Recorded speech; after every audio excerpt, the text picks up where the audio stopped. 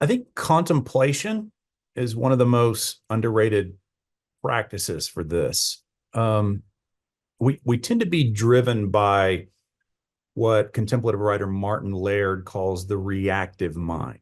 And society today is possibly full of more noise than ever before. I mean, we've got the turbulence of social media, news, politics, entertainment, the noise that penetrates us externally.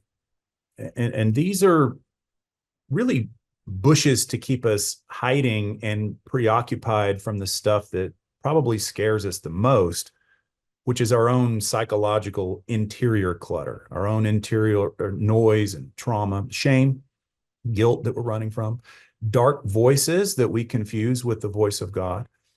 And this is one of the reasons I believe we adamantly avoid silence. But if we want an Ice Cube's chance in hell of any sanity these days, that the church must return to some form of contemplative practice. Isaac of Nineveh famously said, above all things, love silence. John of the Cross says silence is God's first language. I really think that together with a clear gospel articulation, it's not just words, but a silent, wordless participation in God that is needed most. But contemplation is not about formulas and methodologies. It's about a relationship and communion that transcends communication. And this is what we're ultimately created for. The practice of God's presence truly is a key for us to slow down, turn off the noise, close the door, and learn to gaze upon it. I mean, the word for contemplation in Greek is theoria. It means gazing. It's a place of devotion and wonder. But this is not just an escape from the world. Thomas Merton says that we don't go here to escape people, but to actually find them.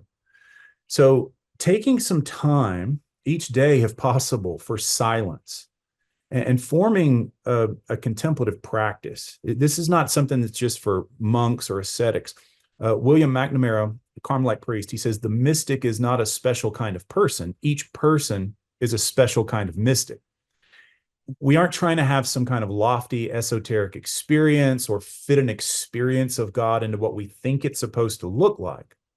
In contemplation, we're just letting go of thought, even our highest thoughts about God, which can still be limited idols, and basking in God himself, losing sight of what we think experiencing God should look like or feel like, or comparing ourselves to others' experience. And by the way, the practice of the presence of God is not getting the presence of God, but coming more aware of his presence. And when we do take some time for the practice of his presence, well, what happens is we tend to acclimate more with that presence, recognize that presence more and more in our daily lives. Theophan the Recluse says God should be with us like a toothache.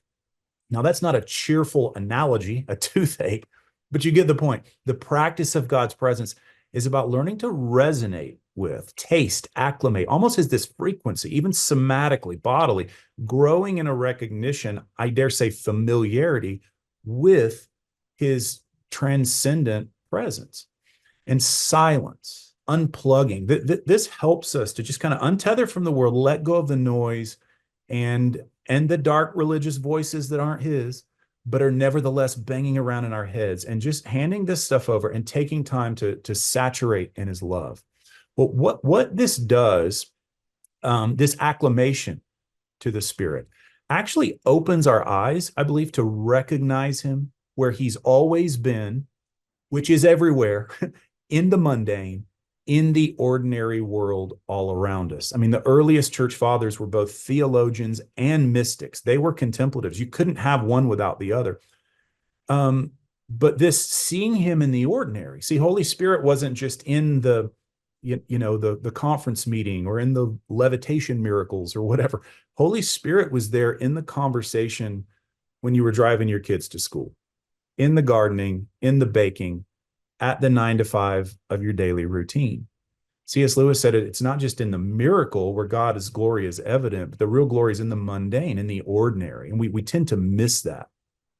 Maximus the Confessor, he introduces this concept called Theoria physique, contemplation according to nature, which is this stage in a contemplative journey where we're learning to sense God in all of creation, in humanity. Some actually would consider this the highest form of contemplation. But again, this isn't reserved for experts, right? Children are quite adept at this. But there's something of slowing down and paying attention. And ultimately, all things, including us, are designed to testify to the incarnate Word himself, the Son, Jesus Christ, the image of the invisible God. And that's the image in whom we are made. So this Theoria physique, this contemplation according to nature, it's that aspect of the journey where we recognize him, the logoi, the words of God, all creation, words of God, coming into context to the logos himself, present within them.